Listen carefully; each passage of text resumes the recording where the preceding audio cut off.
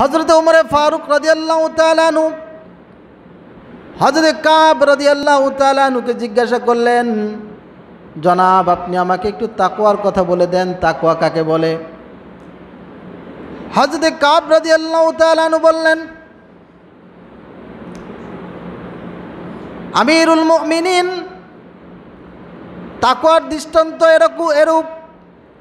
মনে করেন আপনি এমন একটা পথ দিয়ে অতিক্রম করতেছেন, যেই পথের ডানে কাটা বামে কাটা, উপরে কাটা নিচে কাটা, এমন একটি পথ দিয়ে আপনি কিভাবে অতিক্রম করবেন? হযরতে ওমর রাদিয়াল্লাহু তাআলা আনহু বললেন, এমন পথ দিয়ে আমি এমনভাবে অতিক্রম করব যেখানে যেখানে কাটা নেই সেই কাটার জায়গাগুলো দেখে দেখে পাগুলো খুব সতর্কতার সাথে ফেলবো, ডানেও হেলবো না বামেও হেলবো না, মাথা উঁচু করব না, যেন কোনো কাটার আঁচড় আমার শরীরে না লাগে। হযরতে কাব রাদিয়াল্লাহু তাআলা বললেন, আমিরুল মুমিনিন, এর চাইতে তাকওয়ার আর উত্তম দৃষ্টান্ত কি হতে পারে? আমরা যে সমাজের মধ্যে বসবাস করব, ডানে গুনাহ থাকবে বামে গুনাহ থাকবে, সামনে গুনাহ থাকবে পিছনে গুনাহ থাকবে, চতুর্মুখী গুনাহ থাকবে। এই গুনার মহলের মধ্য দিয়ে আপনাকে আমাকে এমনভাবে জীবনযাপন করতে হবে যেন কোনো গুনার কালিমা আপনার আমার শরীরে না লাগে। বলেন সুবহানাল্লাহ। কোনো গুনাহ যেন স্পর্শ করতে না পারে। গুনাহ থাকবেই সমাজে, কারণ দল তো দুইটা, একটা যে হিজবুল্লাহ আল্লাহর দল, আর একটা হিজবুল শয়তান। শয়তান চ্যালেঞ্জ করছে আল্লাহর সাথে ধোঁকা দেওয়ার জন্য। শয়তানকে যে শয়তান বানাইছে ওই জিনিসটা আমাদের সবার সাথেই আছে, যার কারণে আমরা শয়তানি করি। শয়তানের আগে কি কোনো শয়তান ছিল? আজাজিলের আগে কোনো আজাজিল ছিল? তাহলে তাকে কে ধোঁকা দিল কে? আল্লাহ তাআলা যখন বললেন, ইন্নী জাইলুন ফিল আরদি খলিফা, দুনিয়ায় প্রতিনিধি বানাবার চাই, আল্লাহ তাআলা প্রতিনিধি বানাইলেন, মানুষ বানাইলেন। মানুষ বানাবার পর হযরত আদম আলাইহিস সালামকে বানাইয়া আল্লাহ পাক রব্বুল আলামিন বললেন তাজিমি সিজদা দেওয়ার জন্য। ফেরেশতাদেরকে বললেন, জিন ইনসান যারা ছিল ওখানে উপস্থিত সবাইকে বললেন যে উসজুদু লি আদম, তোমরা আদমকে সিজদা করো। ফাসাজাদু ইল্লা ইবলিস। মাদহু ওয়া নাস্তাঈনুহু ওয়া নাস্তাগফিরুহু ওয়া নু'মিনু বিহি ওয়া নাতাওয়াক্কালু আলাইহি ওয়া নাউযু বিল্লাহি মিন শুরুরি আনফুসিনা ওয়া মিন সাইয়্যাতি আ'মালিনা মান ইয়াহদিহিল্লাহু ফালা মুদিল্লা লাহু ওয়া মান ইউদ্লিলহু ফালা হাদিয়া লাহু ওয়া নাশহাদু আল লা ইলাহা ইল্লাল্লাহু ওয়াহদাহু লা শারীকা লাহু ওয়া নাশহাদু আন্না সাইয়্যিদানা ওয়া সানাদানা ওয়া মাহবুবানা ওয়া ঈমানানা ওয়া কুদওয়াতানা ওয়া হাবিবানা ওয়া তাবিবানা ওয়া তাবিবা কুলুবিনা মুহাম্মাদ الذي أرسله بالحق بشيرا ونذيرا وداعيا إلى الله بإذنه وسراجا منيرا أما بعد فقد قال الله تعالى في كلامه المجيد وفرقانه الحميد أعوذ بالله من الشيطان الرجيم بسم الله الرحمن الرحيم إنا خلقنا الإنسان من ذكر وأنثى وجعلناكم شعوبا وقبائل لتعارفوا إن أكرمكم عند الله أتقاكم وقال رسول الله صلى الله عليه وسلم لا فضل العربي على العجم ولا العجم على العربي ولا الأسود على الأبيض ولا الأبيض على الأسود إلا التقوى أو كما قال عليه الصلاة والسلام. وقال تعالى في شان حبيبه آمرا ومخبرا يا أيها الذين آمنوا صلوا عليه وسلموا تسليما. সকলে দুরূদ ইব্রাহিমি পড়ি।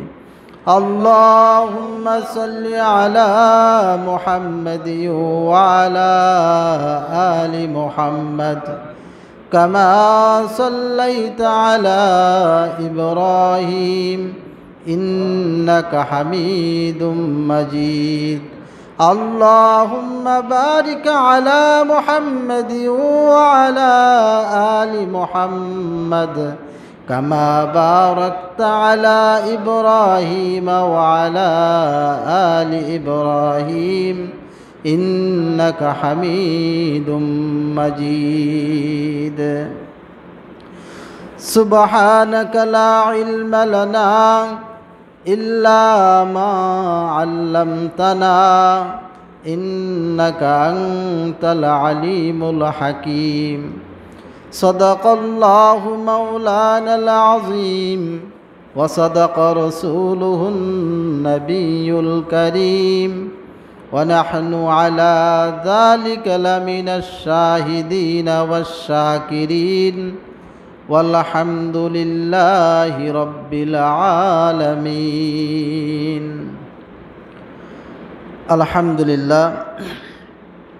معزز हाजरीन, আল্লাহ সুবহান ওয়া তাআলা আলিশান দরবারে লাখ কোটি শুকর ও সুজুদ যে মহান রব্বুল আলামিন আল্লাহ জাল্লা জালালু আম্মা নওয়ালু আপনাকে আমাকে দয়া করে মায়া করে আদর করে ভালোবেসে এলাকার অগণিত অসংখ্য মানুষের মধ্য থেকে নির্বাচন করে জামে মসজিদে জুমার নামাজ পড়ার জন্য আসার বসার তৌফিক ইনায়েত করেছেন।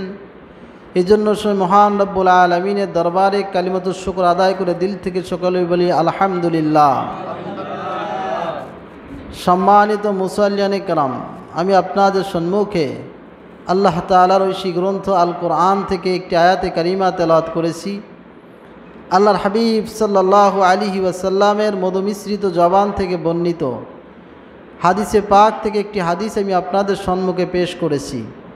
আল্লাহ তাআলা যদি তৌফিক ইনায়াত করেন, কোরআন ও সুন্নাহকে সামনে রেখে কিছু কথা বলার প্রয়াস চালাবো। মা তৌফিক ইল্লা বিল্লাহ। সম্মানিত হাজিরিন, আমরা এই পৃথিবীতে ছিলাম না, আমরা একসময় ছিলাম রূহ জগতে, যেটাকে বলা আলমে আরওয়াহ, রূহ জগৎ। সেখান থেকে আল্লাহ তাআলা আমাদেরকে সলবে পেদার, বাবার পিঠ্যদেশে বীর্যের শুক্রকণার মধ্যে আল্লাহ তাআলা আমাদেরকে পাঠিয়েছেন। সেখান থেকে বতনে মাদার, মায়ের গর্ভ হয়ে এই দুনিয়ায় আমরা আগমন করেছি। চলতে শিখেছি, বলতে শিখেছি, ঠিক কিনা বলেন? সর্বপ্রথম যে মানব পৃথিবীতে সৃষ্টি হয়েছেন তিনি হলেন হযরত আদম আলাইহিস সালাতু ওয়াস সালাম। তিনি আমাদের সকলের আদি পিতা, সকলেরই বাবা হযরতে আদম আলাইহিস সালাতু ওয়াস সালাম। তার থেকে আল্লাহ তাআলা তৈরি করেছেন হযরতে হাওয়া আলাইহিস সালাতু ওয়াস সালামকে। তিনি আমাদের আদি মাতা। পর্যায়ক্রমে ধারাবাহিকভাবে অদ্যাবধি আজ পর্যন্ত আমরা পৃথিবীতে বিরাজ করতেছি। তো আল্লাহ তাআলা সেই ইতিহাসকে আমাদেরকে স্মরণ করে দিচ্ছেন। আল্লাহ তাআলা বলেন, ইন্না খলাকনাল ইনসানা, নিশ্চয় আমি মানুষকে সৃষ্টি করেছি, মিন যাকারিন ওয়া উনসা, একজন পুরুষ ও একজন নারীর দ্বারা। একজন নারী এবং একজন পুরুষের মাধ্যমে আল্লাহ তাআলা আমাদেরকে দুনিয়ায় প্রেরণ করেছেন। যে পুরুষের কথা আল্লাহ তাআলা বলছেন তিনি হযরত আদম আলাইহিসসালাতু ওয়াসসালাম, আর যে নারীর কথা বলেছেন তিনি হযরত হাওয়া আলাইহিসসালাতু ওয়াসসালাম। এরপরে আল্লাহ তাআলা বলতেছেন, ওয়াজআলনাকুম শুউবান ওয়া ক্বাবাইলা, আমি তোমাদেরকে বিভিন্ন গোত্রে, বিভিন্ন বংশে, বিভিন্ন কালারে আল্লাহ তাআলা আমাদেরকে সৃষ্টি করেছেন। সুবহানাল্লাহ। বিভিন্ন গোত্র। আমাদের দেশে, বাংলাদেশের মধ্যে কেউ আছে মোল্লা, কেউ শেখ, কেউ শিকদার, কেউ ব্যাপারী, ঠিক কিনা বলেন? এরকম কেউ মুঘল, কেউ পাঠান, বিভিন্ন গোত্রে, বিভিন্ন বংশে মানুষকে আল্লাহ তাআলা সৃষ্টি করেছেন। এর মধ্যে বাংলাদেশের মানুষের একরকম চেহারা, আরাবিয়ান লোকদের একরকম চেহারা, পাকিস্তানিদের একরকম, মিশরীদের একরকম, নাইজেরিয়ানদের একরকম, এক এক কালার, এক এক রং, চিনে বলা যায় যে এই জায়গার লোক, ঠিক কিনা বলেন? এগুলো কেন? আল্লাহ বলেন লিতাআরাফু, তোমাদের পরিচিতির জন্য, চেনার জন্য, তোমাদের পরিচয়ের জন্য। দুইজন আব্দুল্লাহ, একজন হলো আব্দুল্লাহ ব্যাপারী। তো আব্দুল্লাহ ব্যাপারী বললে ব্যাপারী বাড়ির আব্দুল্লাহকে চেনা যাবে, কেন একজন ব্যাপারী বাড়িতে আব্দুল্লাহ থাকলে আর একজনের নাম রাখে না, স্বাভাবিক। কারণ বলে যে ওই ঘরে আব্দুল্লাহ আছে, অন্য আর একটা নাম রাখো। আর একজন আব্দুল্লাহ আছে ওই শেখ বাড়িতে, বলে আব্দুল্লাহ শেখ, তখন তাকে খুঁজে বের করা খুব সহজ হয়। তো এগুলো লিতাআরাফু, আমাদের পরিচিতির জন্য। সাদা, কালো, লম্বা, উঁচা, মোটা, এগুলো সবই আমাদের পরিচিতির জন্য। ইন্না আকরামাকুম ইনদাল্লাহি আতকাকুম, এগুলো আমাদের সম্মান বৃদ্ধির কারণ নয়, বরঞ্চ সম্মানের কারণ হলো আতকাকুম, তোমাদের মধ্যে যার তাকওয়া বেশি, যে আল্লাহকে সবচাইতে বেশি ভয় করে, ওই ব্যক্তির দাম আল্লাহর কাছে সবচাইতে বেশি। বলেন সুবহানাল্লাহ। ভাইরা আমার, আল্লাহ হাবিব সাল্লাল্লাহু আলাইহি ওয়াসাল্লাম তার পবিত্র জবানে বলেছেন, লা ফাজলাল আরবি ওয়ালাল আজামি ওয়ালাল আজামি ওয়ালাল আরবি ওয়ালাল আসওয়াদ আলাল আবিয়াজ ওয়ালাল আবিয়াজ আলাল আসওয়াদ ইল্লা তাকওয়া। আল্লাহর হাবিব সাল্লাল্লাহু আলাইহি ওয়াসাল্লাম বলেন, আরবির উপরে আজমির কোনো ফজিলত নেই, আরবির উপরে আজমির কোনো প্রাধান্য নেই, আজমির উপরে আরবির কোনো প্রাধান্য নেই, আরবির উপরেও আজমির কোনো প্রাধান্য নেই, সাদার উপর কালোর কোনো প্রাধান্য নেই, কালোর উপর সাদার কোনো প্রাধান্য নেই। আল্লাহ তাআলা এটা দেখেন না কে আরবি কে আজমি, কে সাদা কে কালো, কে বড় কে সুন্দর, এগুলোর দিকে আল্লাহ পাক রব্বুল আলামিন তাকান না। লা ইয়ানজুরু ইলা সুওয়ারিকুম ওয়ালাকিন ইয়ানজুরু ইলা কুলুবিকুম, আল্লাহ তাআলা তোমাদের চেহারার দিকে তাকান না, আল্লাহ পাক রব্বুল আলামিন প্রত্যেকটা বান্দার দিলের দিকে তাকান। কার দিলের মধ্যে আল্লাহর ভয় সবচাইতে বেশি? বলেন সুবহানাল্লাহ। আল্লাহর কাছে দাম হলো তাকওয়া দেওয়া হয়। বংশমর্যাদায় দাম বাড়ে না, কিন্তু আমরা তো বংশমর্যাদা নিয়ে চলি। যার বংশ বড়, যার ক্ষমতা বেশি, তাদের দাপটও বেশি। কিন্তু আল্লাহর কাছে এই দাপট চলবে না। আল্লাহর কাছে এই সাদা কালোর কোনো পরিচয় নেই। বেলালে হাফসি অত্যন্ত কালো মানুষ ছিলেন। হাফসার মানুষ খুব কালো, গোলাম জাত গোলাম, গোলামের সন্তান গোলাম, চেহারা অত সুন্দর ছিল না। তো আল্লাহর কাছে দাম তার অনেক বেশি ছিল। যে বেলাল, যার চোখের পানি আল্লাহ সহ্য করতে পারে না, যে বেলাল আজান না দিলে সুবে সাদেক হয় না, জবানের মধ্যে জড়তা ছিল, কিন্তু আল্লাহর কাছে দাম সবচেয়ে বেশি ছিল। বলেন সুবহানাল্লাহ। দাম কিসের দ্বারা হয়েছে? তাকওয়ার দ্বারা। আল্লাহকে বেশি মহব্বত করত, আল্লাহকে বেশি ভালোবাসত। আল্লাহকে আল্লাহ বলে স্বীকার করতে গিয়ে তাকে যে নির্যাতন সহ্য করতে হয়েছে, এটা আমরা মুসলমান নামে মুসলমান কোনোদিনই পারতাম না। তাকে যেভাবে তার মুনিব নির্যাতন করেছে, উত্তপ্ত বালুর মধ্যে মরুভূমির ভিতরে শোয়াই দিছে, বড় পাথর দিয়ে বুকের উপরে চাপাই দিছে, শরীর থেকে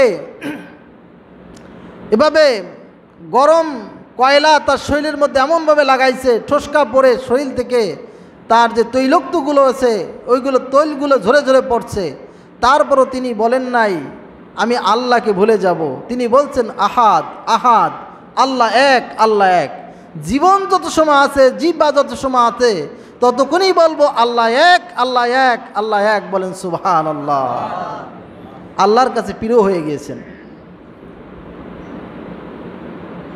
মদিনার মুয়াজ্জিন ছিলেন, খানায় কাবার আজান দিয়েছেন, ফাতে মক্কার পরে হযরত বেলাল রাদিয়াল্লাহু তাআলা আনহু। সুবহানাল্লাহ। তার চাইতে সুন্দর, তার চাইতে কণ্ঠওয়ালা আরও অনেক দামি দামি সাহাবীরা ছিল। আল্লাহর রসুল সাল্লাল্লাহু আলাইহি সাল্লাম খানায় কাবার আজানের জিম্মাদারি হযরত বেলাল রাদিয়াল্লাহু তাআলাকে দিয়েছিলেন। তো বলতেছিলাম আল্লাহর কাছে দাম বাড়ে হলো তাকওয়ার দ্বারা। তাকওয়া কি? আল্লাহ তাআলা কোরআনের বিভিন্ন আয়াতে বলছেন, ইয়া আইয়ুহাল্লাযীনা আমানুত্তাকুল্লাহ, হে ঈমানদারেরা তোমরা আল্লাহকে ভয় করো। ওয়ালা তামুতুন্না ইল্লা ওয়া আনতুম মুসলিমুন, মুসলমান না হইয়া তোমরা মরো না। ইয়া আইয়ুহান নাসুত্তাকু রাব্বাকুম, হে মানুষ সকল তোমরা আল্লাহকে ভয় করো। ইন্না জালজালাতাস সাআতি শাইউন আযীম, কারণ কিয়ামতের দিন যে ভূকম্পন হবে এটা অত্যন্ত ভয়াবহ। তো আল্লাহ বিভিন্ন জায়গায় তাকওয়ার কথা বলছেন, ভয়ের কথা বলছেন। ভয় কাকে বলে? ভয় করলে কেমন ভয় করতে হবে? হযরত ওমর ফারুক রাদিয়াল্লাহু তাআলা আনহু হযরত কাব রাদিয়াল্লাহু তাআলা আনহুকে জিজ্ঞাসা করলেন, জনাব আপনি আমাকে একটু তাকওয়ার কথা বলে দেন, তাকওয়া কাকে বলে? হযরত কাব রাদিয়াল্লাহু তাআলা আনহু বললেন, আমিরুল মুমিনিন, তাকওয়ার দৃষ্টান্ত এরূপ।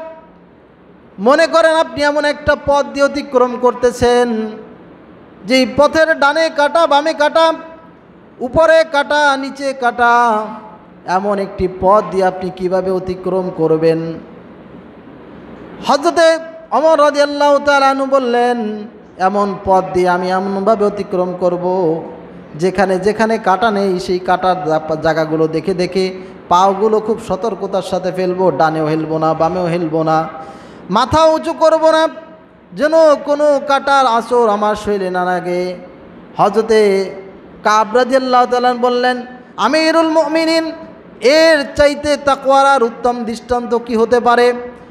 আমরা যে সমাজের মধ্যে বসবাস করব, ডানে গুনাহ থাকবে, বামে গুনাহ থাকবে, সামনে গুনাহ থাকবে, পিছনে গুনাহ থাকবে, চতুর্মুখী গুনাহ থাকবে। এই গুনার মহলের মধ্য দিয়ে আপনাকে আমাকে এমনভাবে জীবন যাপন করতে হবে যেন কোনো গুনার কালিমা আপনার আমার শরীরে না লাগে। বলেন সুবহানাল্লাহ।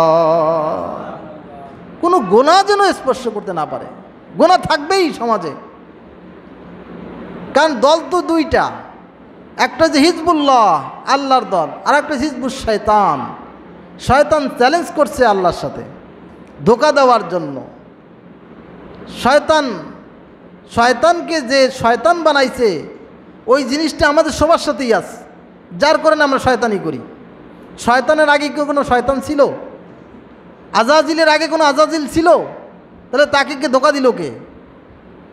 আল্লাহ তাআলা যখন বললেন ইন্নী জাইলুন ফিল আরদি খলিফা, দুনিয়ায় প্রতিনিধি বানাবার চাই, আল্লাহ তাআলা প্রতিনিধি বানাইলেন, মানুষ বানাইলেন। মানুষ বানাবার পর হযরত আদম আলাইহিস সালামকে বানাইয়া আল্লাহ পাক রব্বুল আলামিন বললেন তাজিমি সিজদা দেওয়ার জন্য।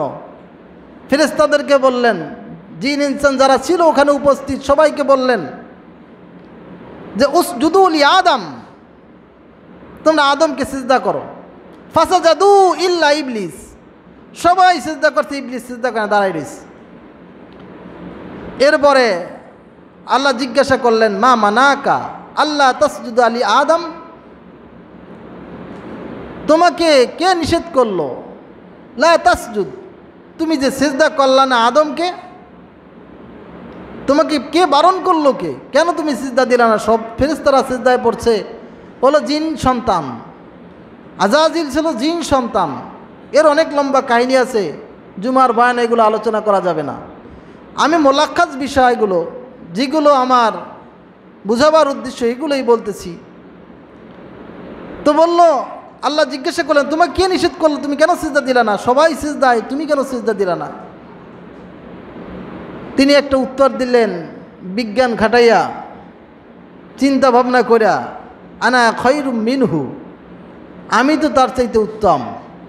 খলাকতানি মিন নার ওয়া খলাকতাহু মিন তিন,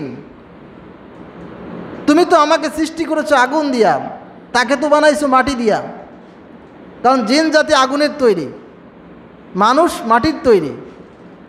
তো আমার গতি তো উপর দিকে, আগুন জ্বালাইলে কি নিচের দিকে যায় না উপর দিকে উঠে? উপর দিকে বাইতে থাকে। আর মাটির গতি নিচের দিকে, মাটি উপরে ছুললে কোথায় যায়? উপরে না নিচে আসে? নিচের দিকে আসে। তো আমি আগুনের তৈরি জিন হইয়া, আগুনের তৈরি হইয়া কীভাবে মাটির মানুষকে সিজদা করব? তার ভিতরে একটা এই কাজ করতেছে, তার নফসও বলতেছে তুমি উত্তম। এটাকে বলে তাকাব্বুরি, এটাকেই বলে অহংকার। ইবলিসকে ইবলিস বানাইছে তার নফস শয়তান। এই নফস আমাদের সবার সাথে আছে না নাই? প্রত্যেকের ভিতরে প্রবৃত্তি আছে। ইন্নান নাফসা লাম্মারাতুন বিসু, আর এই নফস সবসময় মানুষকে গুনাহের দিকে ডাকে। এই যে গুনার সংখ্যাটা বেশি হয়, নফস সর্বদাই মানুষকে গুনার দিকে ডাকতে থাকে। তবে নফসের সাথে জিহাদ করতে করতে নফসকে যদি পরাজিত করা যায়, তখন নফসের কাছে বিজয় লাভ করা যায়। তখন দিলের মধ্যে তাকওয়া আসে, তখন আল্লাহর ভয় পয়দা হয়, তখন গুনাহ থেকে বাঁচা যায়। নফসের সাথে যুদ্ধ করা, জিহাদ করা, নফসকে যখন দুর্বল করতে পারবো, তখনই সব ইবাদতের ভিতরে মজা লাগা শুরু করবে, গুনার দিকে মন আর যাবে না। আর যারা নফসকে পবিত্র বানাইছে তাদের ব্যাপারে আল্লাহ তাআলার সার্টিফিকেট হলো আল্লাযীনা তাতাওয়াফাহুমুল মালায়েকাতু তাইয়্যিবিনা ইয়াকুলুনা সালামুন আলাইকুম উদখুলুল জান্নাতা বিমা কুনতুম তা'মালুন।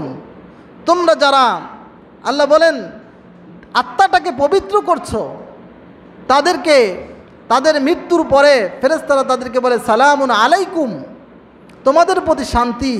উদখুলুল জান্নাতা বিমা কুনতুম তা'মালুন, দুনিয়ার জমিনে তোমরা যে নেক আমল করতে, সেই নেক আমলের বিনিময়ে তোমরা জান্নাতে প্রবেশ করো। বলেন সুবহানাল্লাহ। তাহলে আজাজিল বানাইছে তার নফস শয়তান। এই নফস শয়তান আমাদের সবার সাথেই আছে। অতএব এই শয়তানের সাথে যুদ্ধ ঘোষণা করতে হবে। এ আমাদের বড় দুশ্মন। আমরা এই দুশ্মনের জন্য বাইরে দুশ্মন মনে করি, প্রতিবেশীকে দুশ্মন মনে করি, এক দোকানদার আর এক দোকানদারকে দুশ্মন মনে করি, এক বাড়িওয়ালা আর এক বাড়িওয়ালাকে দুশ্মন মনে করি, একজন অপরকে হত্যা করি, মারামারি, কাটাকাটি, হানাহানি যা কিছু করি, এই নফস শয়তানের কারণে। আল্লাহ তাআলা বলেন শয়তান হলো তোমাদের আদুউম মুবিন, প্রকাশ্য দুশ্মন, প্রকাশ্য শত্রু হলো শয়তান। ভাই কখনো ভাই শত্রু হতে পারে না, শয়তান লাগাইয়া দেয়। বন্ধু বন্ধুর দুশ্মন হতে পারে না, শয়তান বন্ধুত্বের মধ্যে দুশ্মনী তৈরি করে দেয়। পরস্পরের মধ্যে কলহ বিদ্বেষ, মারামারি, কাটাকাটি, হানাহানি, এগুলো শয়তান লাগাইয়া দেয়। যখনই আমাদের এরকম কোনো অবস্থা হবে তখন শয়তানের থেকে আল্লাহর কাছে পানা চাইতে হবে। আল্লাহর কাছে বলতে হবে, আউযু বিল্লাহি মিনাশ শাইতানির রাজিম, আল্লাহ আমি বিতাড়িত শয়তান থেকে তোমার কাছে পানা চাই, আশ্রয় চাই। রাগ হলে পরে দাঁড়ানো অবস্থায় রাগ হলে বসে পড়তে হবে, বসা অবস্থায় রাগ হলে শুয়ে পড়তে হবে। রাগের হালতে কোনো বিচার ফয়সালা করা যাবে না, কারণ রাগের সময় বিচার করলে বিচারটা অ্যাক্সেস হয়ে যেতে পারে। এই জন্য ঠান্ডা মাথায় বিচার করতে হবে। যাই হোক, বলতেছিলাম এই নফস আমাদের সবার সাথে আছে। এই নফসর যখন ঠিক হয়ে যাবে তখন দিলের মধ্যে তাকওয়ার মজা বোঝা যাবে। আমরা সকলে আত্মশুদ্ধির জন্য আমাদের দিলটাকে পবিত্র বানাবো, দিলটাকে ঠিক করব। নফস শয়তানের সাথে আমরা জিহাদ ঘোষণা করব। আল্লাহ রসুলের কাছে সাহাবায়ে কেরাম বললেন, ইয়া রাসূলুল্লাহ, আমরা জিহাদের ময়দান থেকে বাড়ি যাচ্ছি। আল্লাহ রসুল বললেন যে তোমরা যে জিহাদ করেছো এটা ছিল ছোট জিহাদ, এখন আমরা বড় জিহাদের দিকে যাচ্ছি।